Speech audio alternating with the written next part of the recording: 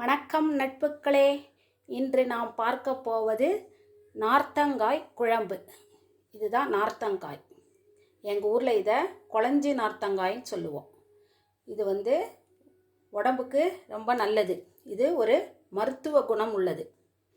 பசியை நல்லா தூண்டும், வயிற்று புண்ணையெல்லாம் குணப்படுத்தும், காய்ச்சலுக்கு நல்ல மருந்து, பித்தத்தை போக்கும், வாய் தொல்லையெல்லாம் இருக்காது.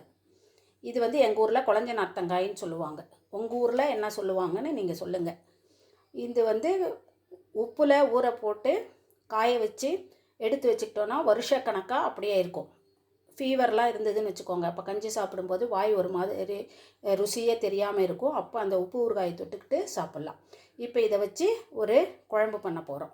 அதுக்கு தேவையான பொருட்கள்லாம் பார்த்துக்கலாம். நார்த்தங்காய் 1, அப்புறம் தாளிக்கிறதுக்கு கடுகு, உளுத்தம்பருப்பு, சீரகம், 2 மிளகு, கடலைப்பருப்பு, ஒரு கட்டி பெருங்காயம், அப்புறம் காஞ்ச மிளகா, இஞ்சி, 2 பச்சை மிளகா, அப்புறம் கருவேப்பிலை, அப்புறம் மஞ்சத்தூள், உப்பு, குழம்பு மிளகாய்த்தூள் 2 ஸ்பூனு, தனி மிளகாய்த்தூள் 1 ஸ்பூனு, தாளிக்க எண்ணெய், புளி ஒரு எலுமிச்சை அளவு ஊற வச்சது.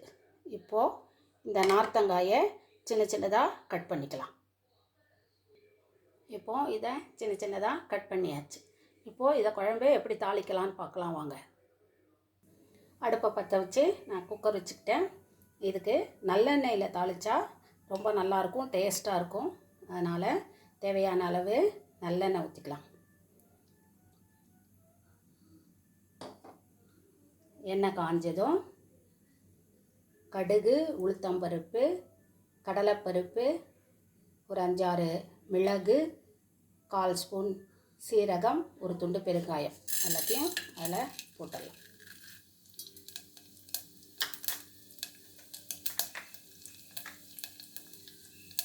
கடுகு வெடித்ததும் காஞ்ச மிளகாய், பச்சை மிளகாய், இஞ்சி அதையும் போட்டுடலாம். அப்புறம் கொத்து கருவேப்பிலை அதுவும் போட்டுடலாம். போட்டு நல்லா வதக்கிடலாம். நல்லா வதங்கினதும் இந்த நார்த்தங்காயை அதில் போட்டுடலாம்.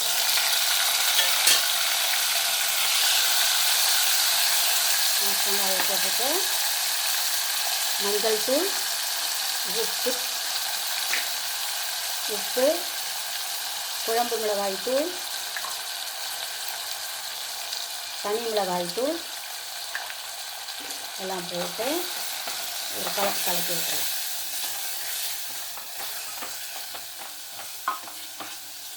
இது கொஞ்சம் நல்லா வதங்கட்டும்.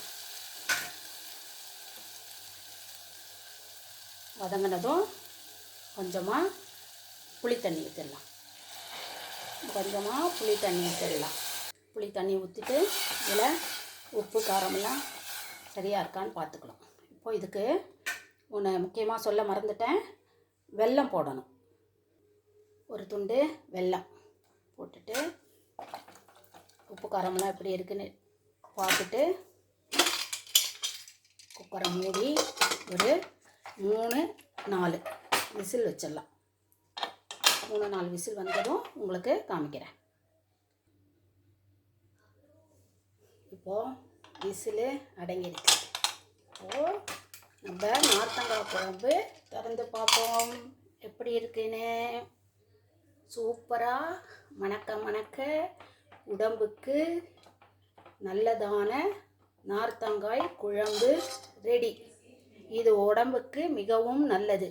நீங்களும் இதேபோல் செய்து பார்த்து உங்கள் கருத்துக்களை தெரிவிக்க வேண்டும். இது